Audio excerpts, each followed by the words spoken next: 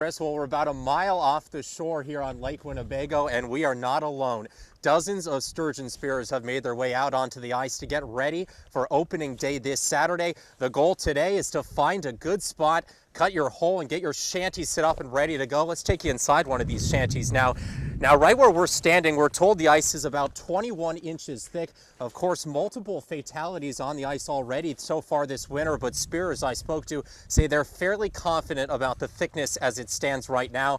We'll hear from some of those spearers and bring you full coverage of the days leading up to opening day for sturgeon season coming up throughout the afternoon. Really what it is, it's a bit of a learning experience for the female hockey fans. To get that perfect oyster, well, it all begins with the Shuckinator. We're going to tell you how to get that perfect oyster coming up in just a bit. Fox Morning News starts right now. Bay Bridge not opening on time. Off in the distance, you can see this eastern span of the bridge. We're talking about a $6.4 billion project that won't be ready on Labor Day. Previously scheduled opening for the new east span on Labor Day weekend has been postponed. And as of right now, there is no exact opening date for the new eastern span of the Bay Bridge. The bridge will be ready to open when the fix for those broken bolts is in place. The contractor is now telling us that the fix will be completed by December 10th. But even at that point, after the 96 bolts in question are fixed, there is still work to be done. The entire bridge will then have to be closed for 4 days. Pow!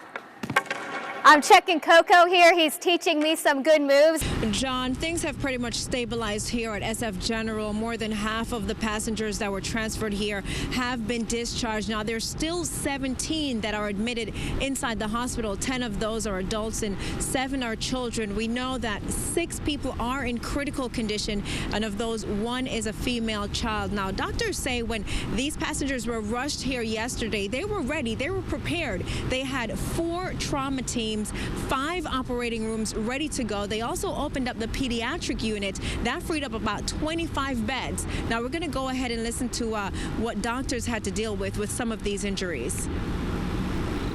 We are used to seeing multiple injured patients and multiple kinds of injuries at this hospital, but we have seen a different pattern in these types of injuries. Of course, we're not super experienced with airline crashes, fortunately, but what we did see are patterns of large amounts of abdominal injuries, a huge amount of spine fractures, some of them which include paralysis.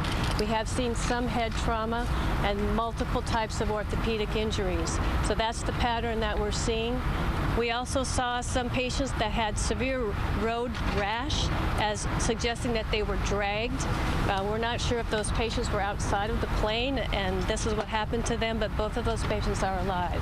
Some burn injury. Doctors say there's still a number of surgeries that have to happen over the next few days. Now, there are some patients that are inside that are in fair condition, so they're hoping over the next few days more people will be discharged. By the state of California, I now declare you spouses for life.